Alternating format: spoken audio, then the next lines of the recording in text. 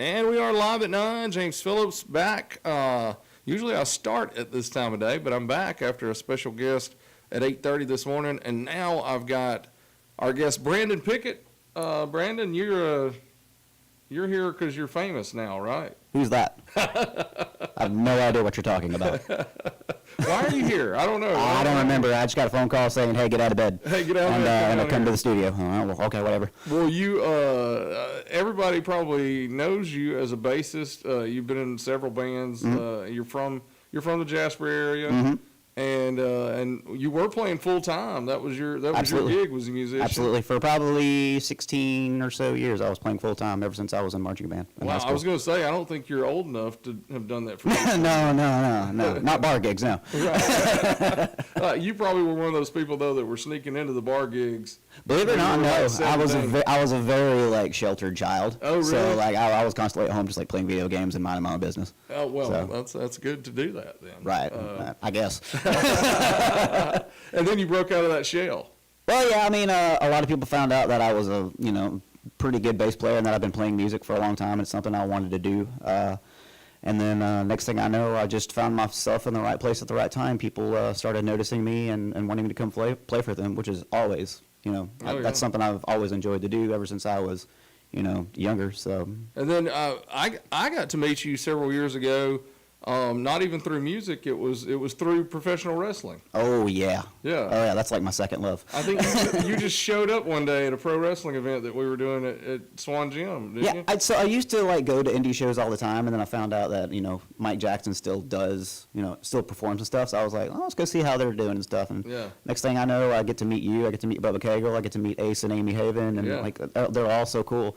And then eventually that led me to, spoiler alert, that led me to running sound for y'all, and that was an awesome experience. I wish I could do that again, hopefully sometime in the future. I would love to. We'd definitely love to have you back doing Absolutely. that. I have to say you were our best sound person for sure by far. I have no idea what you're talking about. And you can tell everybody, hey, New Era Wrestling, it's actually pretty fun and cool. Oh, right? Absolutely. We still have a lot of people that don't even know that we're here, but it's growing, so it's good to see fans coming in and new ones all the time. Absolutely, yeah. If you haven't been to a New Era Wrestling show, go to a New Era Wrestling show. I don't know what you're doing with your life. Right. Because all I hear is people complaining there's nothing to do. Right, and then there's something to do, and then nobody shows up. Yeah. And it's not expensive either. Just come, just show up. It's the same. I promise you, dude. It's the same thing in music. You'll promote a gig and it's like, hey, come see the band, and it's like crickets when you get there. It's like, oh, who, what? Right. Yeah. Where's everybody at? That's what you're thinking, but I did not invite you here really for music or wrestling. Mm-hmm. It's because this week, like, you had a huge feat happen. You bowled a 300 at the Jasper Bowling Center. Sure did. How cool is that you're not a professional. Right? Not yet. No, not yet. Not yet. You may be after this. How cool is it to bowl a 300? So I know you said in the Facebook post that 300s are like a rare feat. Yeah. They're actually becoming more common with the. If you use the bumpers? No. Is that? Yeah, that's the secret. Use the bumpers. No. So it's the material that the bowling ball is made out of. It's a reactive resin core. It's going to read the lane a lot quicker versus to where you would see people bowling in like the 60s and the 70s where it was just kind of like a ball going down the lane. The equipment today is a lot more advanced. Right. You got different cover stocks, different cores in the ball, and that's what you see like when you watch bowling on TV or on ESPN or whatever. That's what's making it hook is the core and the cover stock. So that's why I usually bowl like a 75 because I'm using a terrible ball. If I use your ball, would it be like, could I bowl 200 maybe or something? The game's all about consistency. Right. So if you're not doing the same thing over and over again, then you're going to deserve to bowl, 60. Right. So, how long have you been bowling? So for all my older people, there was a center in Fultondale called Pine Bowl. I've gone there. My dad was the mechanic there. Oh, cool. He was one of the pin guys. He fixed all the machines and stuff. And I was just in that center, once, twice, 3 times a week, just kind of watching.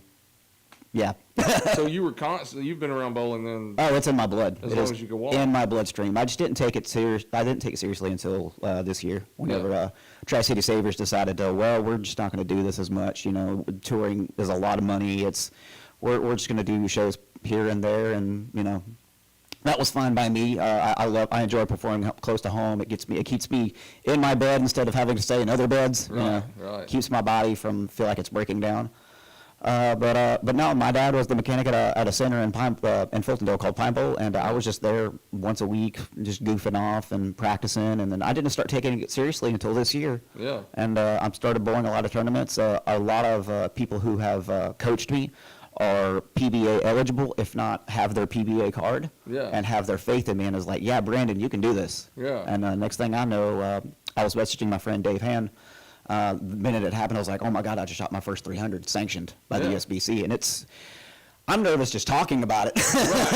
Right. Now, how many people have bowled a 300 in Jasper? I have no earthly idea. Yeah. I have no idea. I mean, I've never heard of anybody doing it. I haven't heard of anybody doing it ever. Right. Like, if it's happened, it's very discreet. Yeah. But yeah. I just was like, oh my God, this needs to be made public. If I ever did this, I want to make this like public. Like, I'm always been an advocate for bowling. Like, come do it. Just it's not a show up, and you know, a lot of people think league bowlers are they're so mean. Oh, they think they're no. It's just because we're competitive. But if you talk to a league bowler, most of them are like me, just like, hey, come up and talk. You know, I'll give you some advice. Like, I ain't got no problem with that. Oh yeah. Well, you know, Brian Baker comes on the show a lot, and we talk about bowling because he's one of the only people I know that likes to bowl so much, and I think he bowls in Jasper on Tuesdays. And Correct. You bowl on Wednesdays in leagues. And he's the same way. He's like, you know, we're really just there to have fun. Like, it's not a thing where all of us are trying to be professional bowlers. Absolutely. There are some like leagues that are competitive, are very money making ish, but whenever I decided to do this, I decided I wasn't going to be one of those. I decided to get back into league after a 5-year hiatus, just because I found out my aunt bowls league, and you know, that was our way of reconnecting and stuff. And then next thing I know, my wife, my girlfriend Zadie, she's like wanting to learn the sport as well, and then we just started bowling league. So now I bowl Tuesdays with my aunt and Wednesdays with my girlfriend Jasper. Oh yeah. So I don't really bowl for the money. I just do it to have fun, and if I make a little bit of money, sure. Yeah. Now what's kind of your average? So in Birmingham on Tuesdays, I think it's like a 212, 215, and something like that. Jasper's, it's probably going to go up to a 230. Now it will. Sure. Yeah. Yeah. Don't ask me. What is most professional bowlers like their average, or what do you have to bowl to be on like the PBA and that? So to get your PBA card, you have to have 36 games of league bowling. That doesn't include practice games. Just the 3 games of bowling of league per week. 36 collective games of those, averaging above a 200 average. Okay. And once you get that, you can go online, get your PBA card, and you can either be like a full-time member or a part-time member. The full-time comes with like discounts on like equipment and stuff, and then like the part-time is just like, hey, you know, I got my PBA card. Right. So now, is that something that you hope to do? Or? Absolutely. Yeah. Absolutely. I think I'm going to get it in the beginning of this year. I'm going to, not the beginning, but sometime next year, I'm going to find a PBA regional, which is kind of like, you know, one of their national stops like you see on TV, but it's not as publicized. Right. And I'm going to bowl one of those and just see what I do. Let's see how you. I can't wait to see you on ESPN 8, the Ocho. Well, you know, the PBA tour just got signed by the CW, so if the CW wants to give me a little bit of leeway. Yeah. That would be incredible. What is it about bowling? Like, what made you? I know your dad was involved, but I mean, you know, my dad was a plumber, and I don't want to do that. So, what was it about bowling that you enjoyed? I was never really athletic growing up. I never really had a passion outside of video games, outside of just being a child. But the minute I saw a sport that I feel like I could do, that I could accomplish, not was only physical but mental as well. Yeah. I think this is something that I can take on. And like I said, when I really started taking it seriously, when I started working more and I got my own equipment, at first I was throwing 12-pound bowling balls. Right. Now I went up to 15, and that helped my carry, that helped my scores, my average shot up. I think I went from a 160 average to a 210 in like a year. Right. So how about as far as you talked about it being mental. How mental is bowling? very, very more than you realize. If you get up there and you throw one bad shot in a tournament or during league, it can mess your whole game up. And that's one thing that I try not to do is if I throw one bad shot, it's like, all right, cool, whatever. Shake it off and come back and do it. Just shake it off and do the same thing the next time, but actually execute. And that's pretty much the secret of shooting high scores is doing that. Right. Well, and I compare it maybe to like I was always a basketball player, and so shooting free throws is a big mental thing, and also you want to do the same thing every time and envision that thing going in. So is that kind of bowling? You want to do the same thing and you envision all those pins going down? I would agree so. Absolutely. Walk us through the 300 game. That was on Wednesday. Correct. I mean, did you feel special that day? Did you think something big was going to happen? No, honestly, I just woke up out of bed with my girlfriend and was like, "Hey, we got to go bowl league. Let's go hang around Jasper." So we got up and we went to her mom's house and we got a bite to eat, hung out with her family and stuff. We went to Jasper Bowling Center. I got set up and next thing I know, I've got the front nine. Now, is that it? Like, when did you think, hey, something could happen?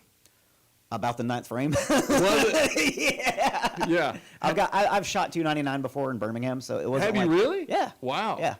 Man, 299 has to suck, doesn't it? Oh, dude, the front 11 and then the stone 7-pin. You want to talk about mad? Yeah. So you went through the first 11. Yes. Yeah.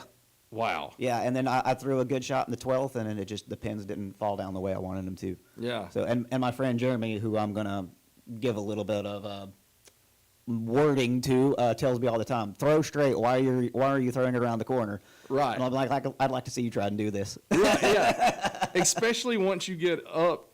I mean, I would think once I bowled and I've gotten strikes on, 8 or 9 in a row to start with, that's when you start feeling those butterflies. Yeah. So basically when I got up to the ninth frame, it was, I was kind of telling myself, like, don't think about it. It's just league. You're here with your girlfriend just to have fun. And then, so I'm just back there in the back, just kind of playing on my phone, scrolling through TikTok, just kind of trying to clear my mind. Nobody's really talking to me or anything. And then I get up there for the 10th, and I'm like, all right, Brandon, here you go. Here's redemption time from that 299. All right.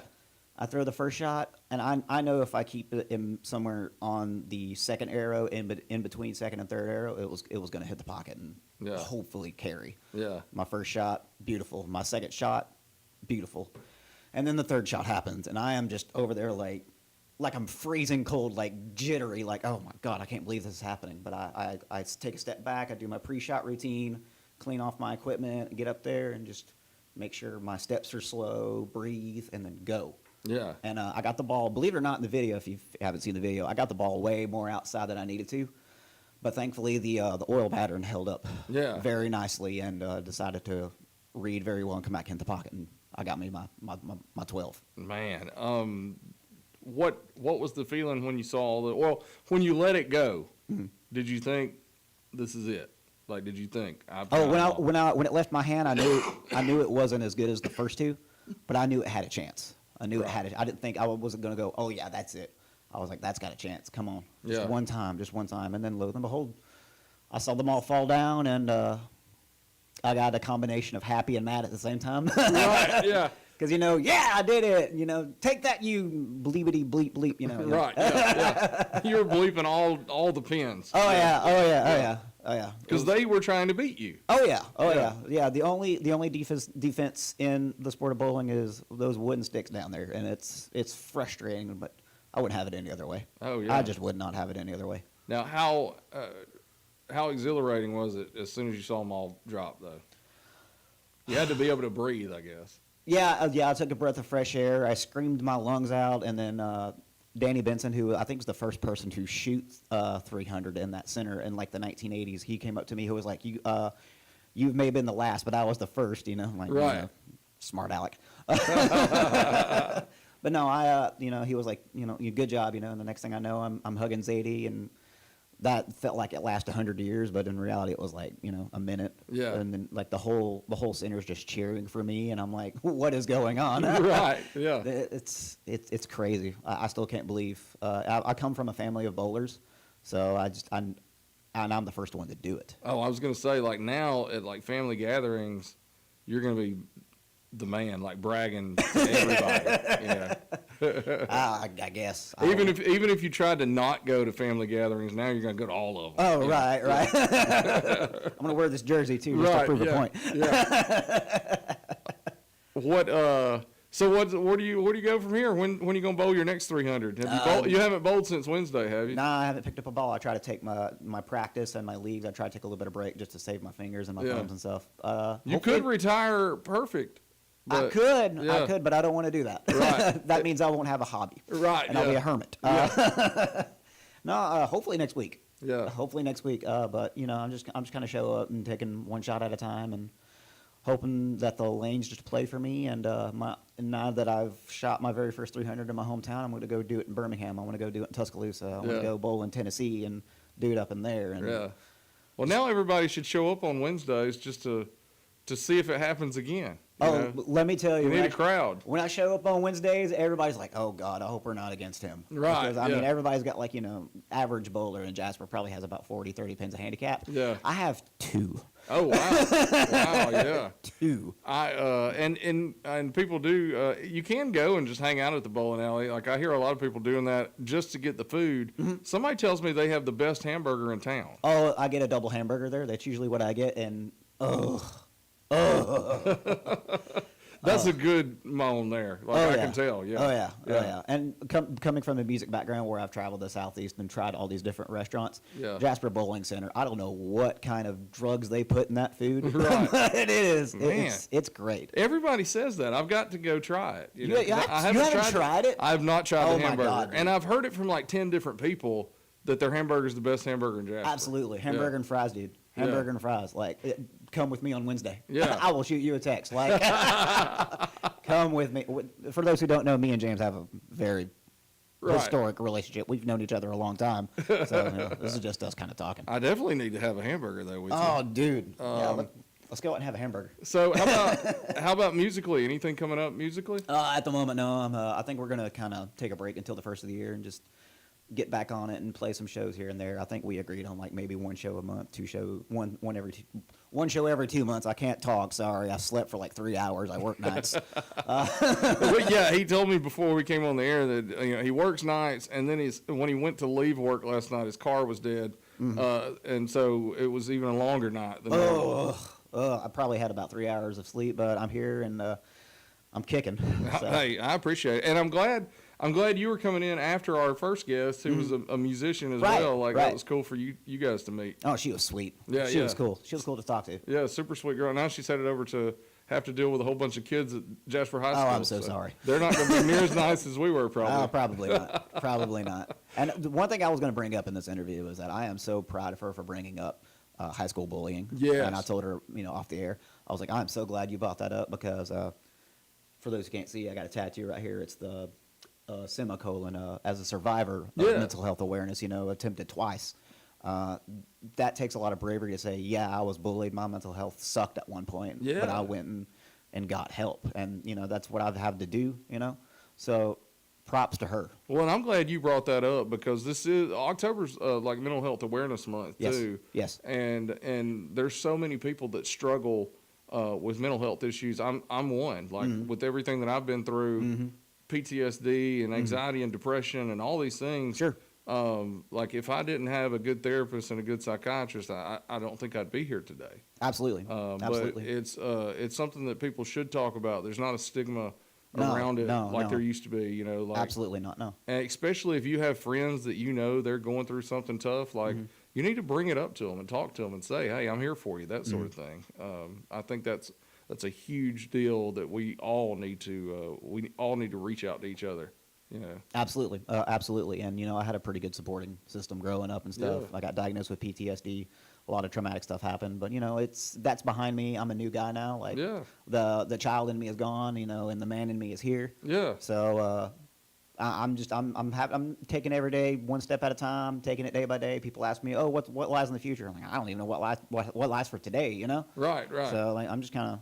Well, and I told her off the air, you know, that I figured the kids at schools who hear her talk, it really resonates with them, I'm sure. But they're probably thinking in their head, this girl's so talented, this girl's so beautiful, like.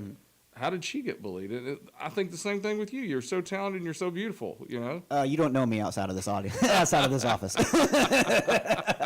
I could be in my office, in my home right now playing Kingdom Hearts. Right. I'm joking. Anything else you want to talk about before we go? I've got to get to Birmingham. I've got a thing going on this morning in Birmingham. I got to get me too. I got to go to work. Oh, man. Yes. And you're on a little bit of sleep. So Very, very little. If anybody wants to come see me, come by Bolero off of Highway 280. I'm usually there. Come say hello. You know, if you want to take a picture, shake my hand. You know, that's right. You'll sign an autograph even, won't you? Probably. I don't know. Give me a pen. I'll sign anything. You can start signing it, Mr. 300. Yeah. Okay. Yeah. If we get you involved in a wrestling match, we'll put a mask on you and call you Mr. 300. I don't want to take a bump. My back hurts already. It's much more difficult than people think. People think you're in there on a trampoline. That's not a trampoline. No, it is not a trampoline. It is plywood underneath a very, very, very, very thin cloth. Yeah. They call it a canvas, and that's what it is. It's canvas. There's not much else. So I think my very first time actually working, quote unquote, for y'all was me putting up the steel cage. That one time, it was like some sort of war games match or something like that. And I think y'all were having issues with the cage, and like a few people from the audience who were regulars, you know. Right. And me and my friend were one of them, and got up there and helped with it, get it up and everything. Helped get the cage up, and ever since then, it was like, you know, I got a relationship with these guys. Well, and for a wrestling fan to be able to help put the cage up or put the ring up, I mean, that's like holy ground, man. Oh yeah, just being in the sacred ring, and you know, you may not be up there and be Stone Cold Steve Austin or The Rock or John Cena or whatever, but it's an experience. There's nothing like it. I can tell you there's nothing better than to drop a stunner on somebody in the middle of that. Oh, I believe it. I want to do it so bad. Hook me up. I got a few people. Well, man, thanks for coming by, and I'm glad that we can help spread the word. And I'll get you to send me a copy of the video too, so we can put that in the comments on the Facebook Live. Absolutely. That way people can see that last throw, because it was awesome. I saw it. I guess it was that night. It was going around on Facebook. I sent it to All Things Walker County, the Facebook page, that night, like probably 5 minutes after it happened, after my heart quit pounding out of my chest. Yeah. and when I saw it, I was like, hey, wait, I know that guy. Like, it's just loser me. Well, man, thanks for coming by, and thanks everybody for listening to Live at 9 all week this week. We had some great guests, a lot of fun this week. And tonight, don't forget, football on the air on 88.5. It'll be Dora and Curry, Brian Hale, and Zach McCullough on the call for that. And then here on the mothership station, 101.5 FM, it'll be myself and Woody Wilson as we call the Jasper Hartselle game, which is a huge game. So if you can't get out there, check it out on all of our streaming platforms and on the air. If you can get out there, still turn it on, because it's great to watch the game in person and listen to Woody, at least, not me as much, but listen to Woody, because he's incredible. So, but Woody's about to come back up. I bet you, I just got a feeling there's going to be a Kiss song today. I'm wearing my Kiss shirt in memory of Ace Frehley. Oh, so. Rest in peace, Ace Frehley. Yeah, I completely forgot all about that. Yeah. That's crazy. It happens the day after. Exactly. And so I'm sure Woody will probably work some Kiss in there. I worked calling Dr. Love on this morning before the first interview. So Tri-City always closed our shows with Rock and Roll All Night. Oh, so. Yeah, it's a great one, you know. Yeah. All right, and well, thanks for coming in again. Thank you guys for listening. In the words of my old principal at Dora High School, go Bulldogs. There you go Dogs. Until Monday, be kind and love. Have a great weekend, and we'll see you on Monday on Live at 9.